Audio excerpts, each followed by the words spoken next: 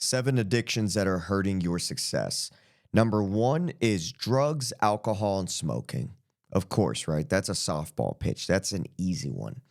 First of all, number 1, drugs. I mean, I guess like if you're Wolf of Wall Street and snorting cocaine like crazy can help you get more done, but I mean, alcohol and smoking.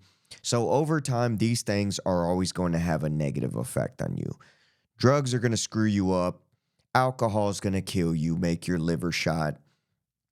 A lot of research is coming out saying that alcohol is essentially poison. Smoking, we all know what that does, but a lot of people smoke cigarettes thinking that it relaxes them, but it actually stresses you out more, increases your anxiety, and makes you feel worse. You're addicted to always having to stop being productive to go have a cigarette and smell like shit, and you just look like shit. There's a lot of people I work with been smoking a lot of years, and I just look at them and I'm like, God dang, I don't ever want to look like that. Number 2, social media. This is probably the biggest one. So many people are addicted to social media and they just don't use their brains and understand that number 1, they're killing their attention span. You need to be able to focus on things for long periods of time. And if you want to have any kind of success, you're going to have to work on things, build things, make things happen, figure things out, solve problems. And those require focus. And if you program your brain to only be used to having the attention span required to focus on social media, you're just going to screw yourself up for the rest of your life. Social media is the worst kind of addiction because it just makes you, it zaps all your dopamine and it makes you get bored faster with everything and with everyone. And I've never seen anybody who's a major social media addict and they're just swinging for the fences in life and they're just hitting home runs and killing it and making it happen. I understand. I get it. Social media is engineered, deliberately engineered to have the same effect on your brain as drugs, as heroin. They deliberately engineer it that way. Why? Most people don't, I'm not going to say most people, a lot of people don't know this.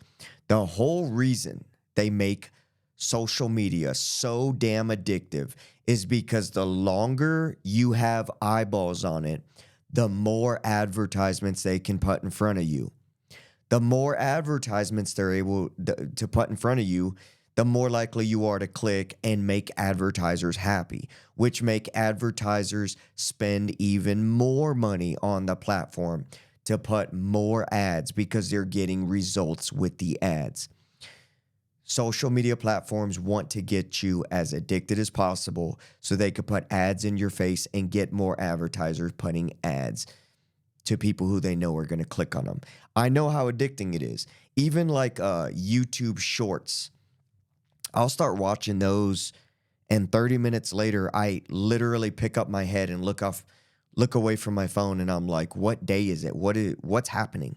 My brain is just fried. I do the same thing with X, formerly Twitter, and they just know how to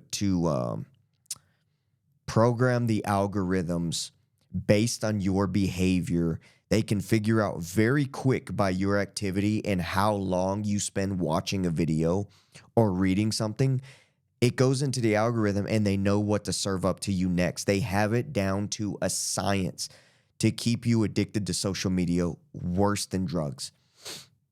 Number 3, laziness and comfort. It is an addiction. Most people want to be lazy and they want to be comfortable. They want to remain inside their comfort zone.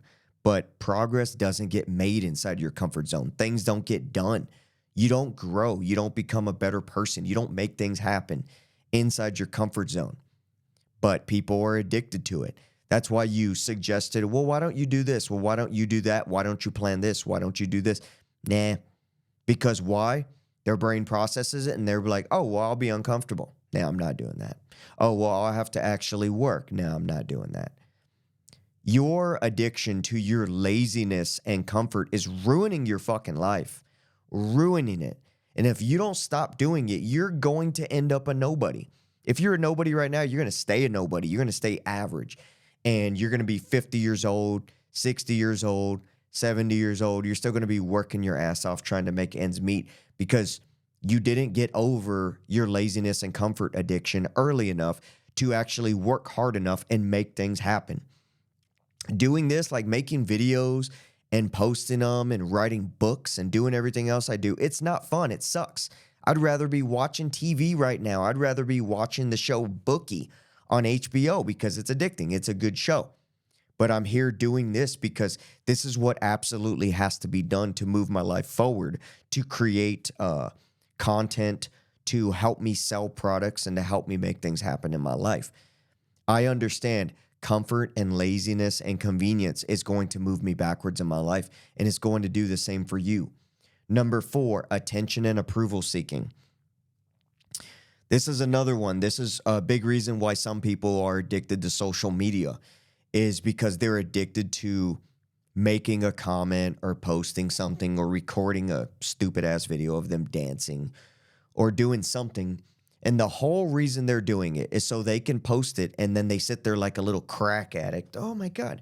And they read the comments, they look at the number of likes, and then they associate those comments and likes, which are from fake, screwed up, mentally screwed up people addicted to social media in the first place, which are from them. And then they internalize and associate those comments and likes and shares.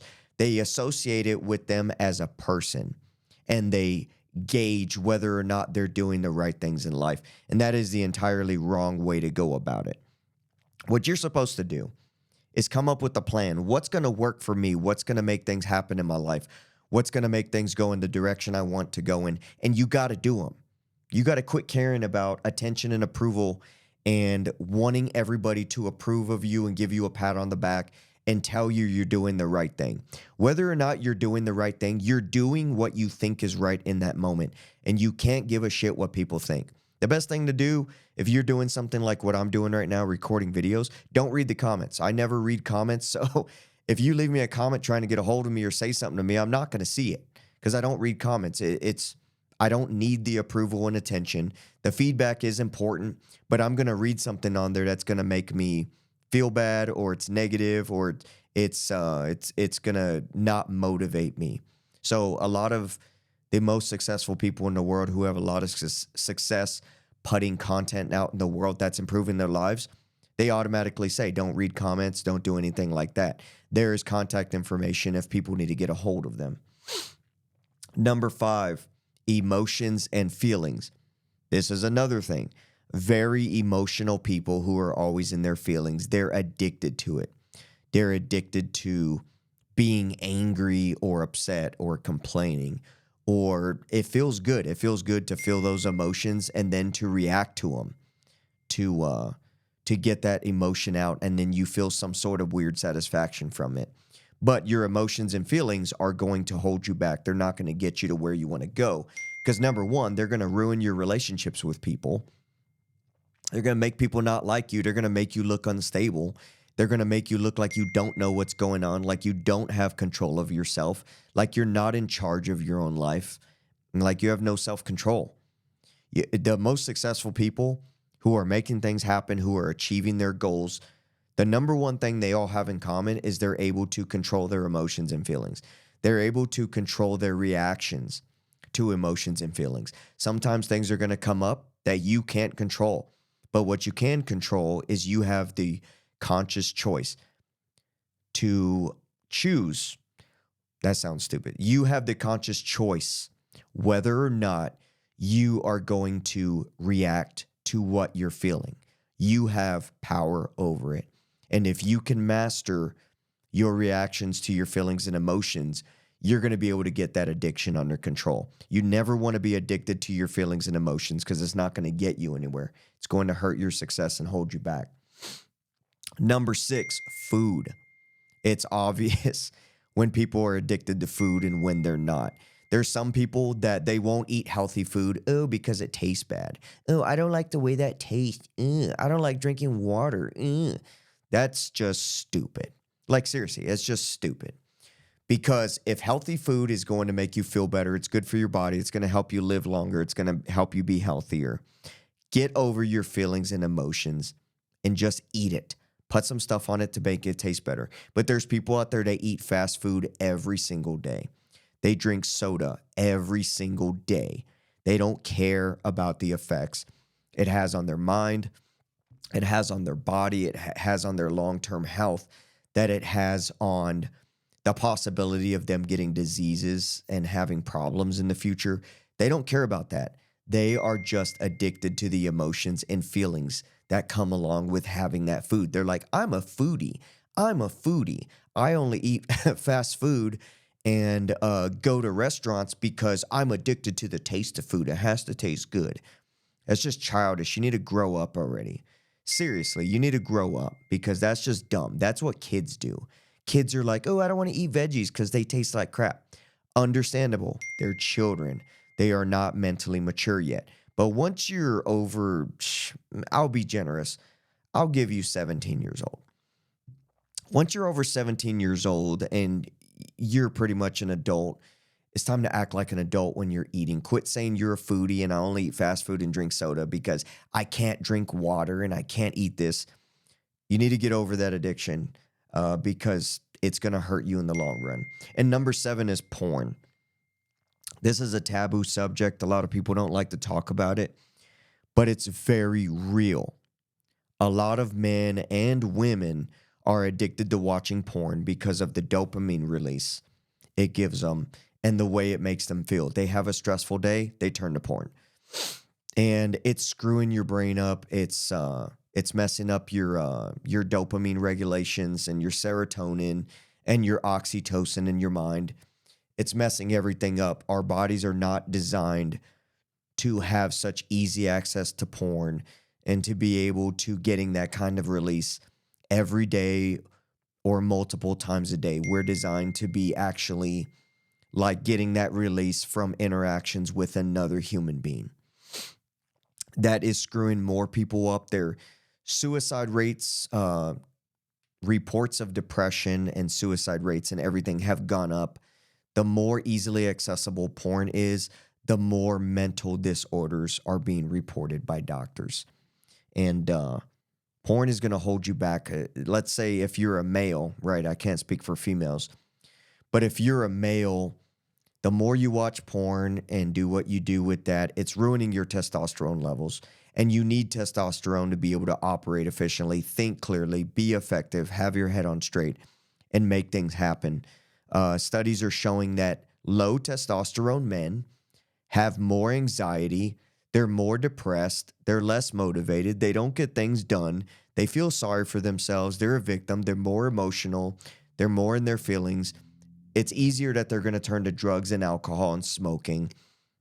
It's probably more likely that they have social media addictions, probably more likely that they're lazy and seek comfort and they seek approval and attention, and they just overall have a bunch of problems that are easily fixable if they would just give that up, quit being addicted to it, and allow their brain to return to normal, quit being all screwed up. I know you're probably going to have mixed opinions about this. Doctors say it's good for you. Doctors say it's good for you. Well, new research is coming out saying it's not. So that's that. So these are the 7 things that are definitely hurting your success. I'll go over them one more time. Drugs and alcohol and smoking, social media, laziness and comfort, attention and approval seeking, emotions and feelings, food, and porn. So really look at your own life. Look at the way you operate. Look at the way you feel on a day-to-day basis. And if you have any of these addictions, try to see if working on these things are going to make you feel better and push you in the right direction.